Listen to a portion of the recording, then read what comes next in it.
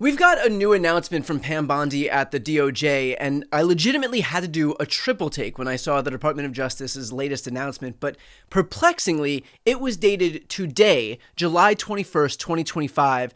Pam Bondi released the following, quote, "Statement from Attorney General Pam Bondi on the Senate Judiciary Committee request for information related to Clinton email investigation, July 21, 2025. Today, the Department of Justice honored Chairman Grassley's request to release information relating to former FBI Director James Comey's failed investigation into Hillary Clinton's mishandling of highly classified information during her tenure as Secretary of State. I commend Chairman Grassley for his unwavering, years-long commitment to exposing the truth and holding those who seek to conceal it accountable. The Department of Justice is fully committed to transparency, and it will continue to support good faith efforts in Congress to ensure accountability across the federal government." Man, when Pam Bondi says years-long commitment, that is doing a lot of heavy lifting. In the year of our Lord, 2025, Trump's Department of Justice just made an announcement about Hillary's emails. So as not to bury the lead for another second longer here, let's be clear about why this is happening. The Trump administration is so desperate to train your attention away from Epstein that they are throwing quite literally anything and everything at the wall to distract you. And what better than the one story that the GOP has dined out on for nearly a decade, Hillary's emails. And don't take my word for it, here's Trump himself serving as living proof. She deleted 33,000 emails, and she got away with it, sort of. Hillary Clinton's email scandal made clear we have only seen the tip of the iceberg. There has never been so many lies, so much deception. There has never been anything like it. And we're going to have a special prosecutor. When I speak, I go out and speak. There has never been anything like this where emails and you get a subpoena. You get a subpoena, and after getting the subpoena, you delete 33,000 emails. And then you acid wash them, or bleach them, as you would say, a very expensive process. Where are those emails, Hillary? They may find those 33,000 emails. They're looking. They may find those deleted emails. They may find them. Remember the emails?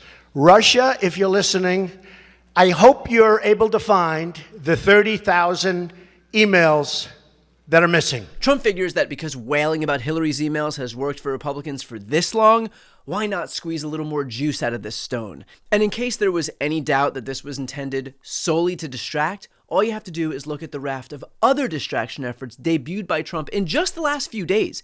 Here's Trump publishing a post on Truth Social fantasizing about the arrest of Barack Obama.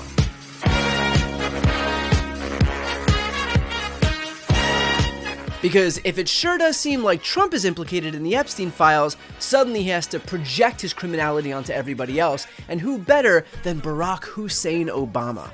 But it doesn't just stop at Obama. He also tried to distract by threatening an NFL team. The Washington whatever should immediately change their name back to the Washington Redskins football team. There's a big clamoring for this. Likewise, the Cleveland Indians, one of the 6 original baseball teams with a storied past. Our great Indian people in massive numbers want this to happen. Their heritage and prestige is systematically being taken away from them. Times are different now than they were 3 or 4 years ago. We're a country of passion and common sense. Owners get it done. And of course, he threatened to denaturalize Rosie O'Donnell, meaning strip her citizenship away. He congratulated himself on Coca-Cola using sugarcane instead of high fructose corn syrup. I mean, hell, the guy even started farting out posts about literally nothing.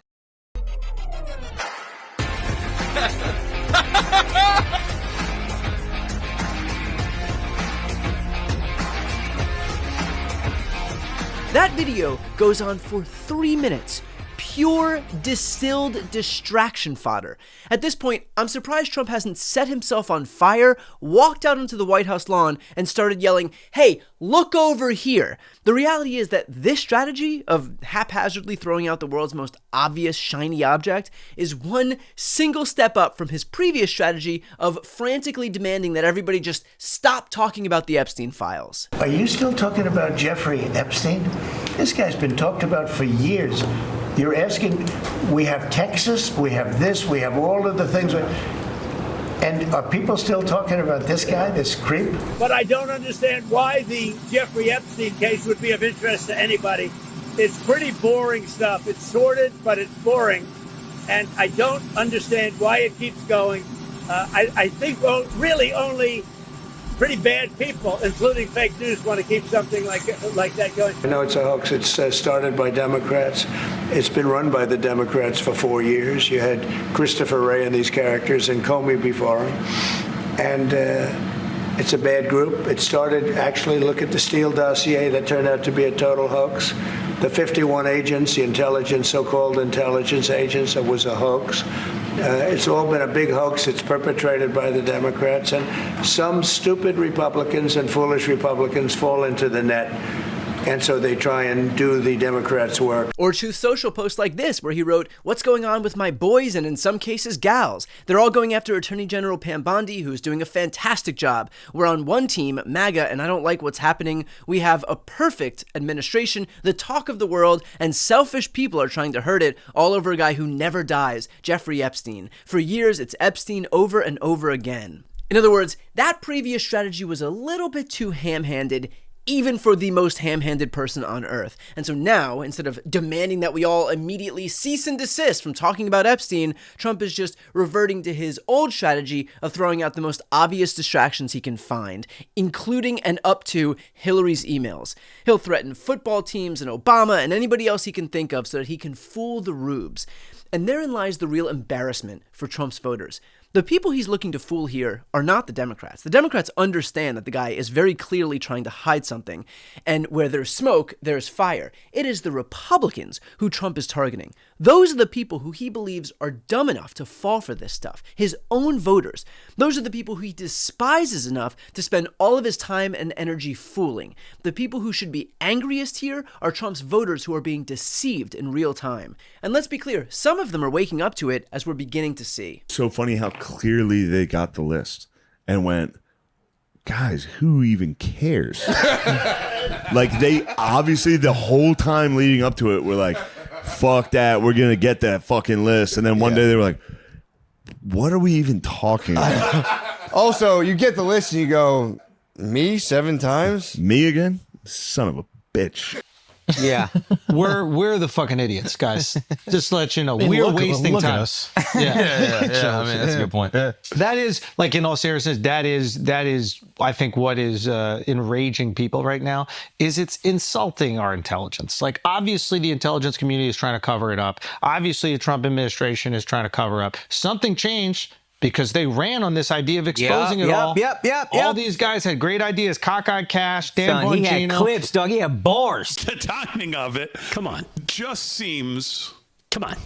It seems like I'll take. How do we get the attention off of Epstein for 500, please, Alex? I hope this story breaking today isn't just a cover story or diversion from the giant fiasco with the FBI and DOJ doing a 180 on Epstein. So that's it?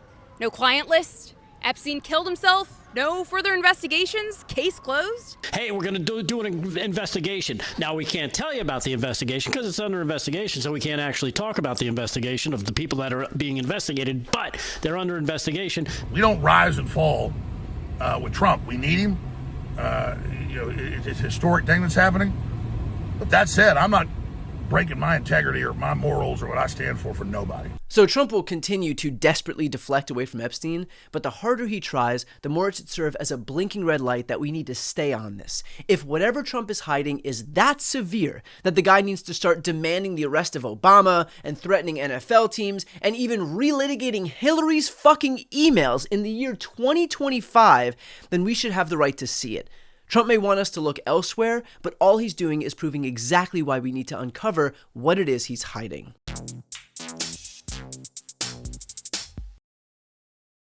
Before you go, if you enjoyed this content and you want to see more and support independent media, please subscribe to this channel. The subscribe button will be right here on the screen.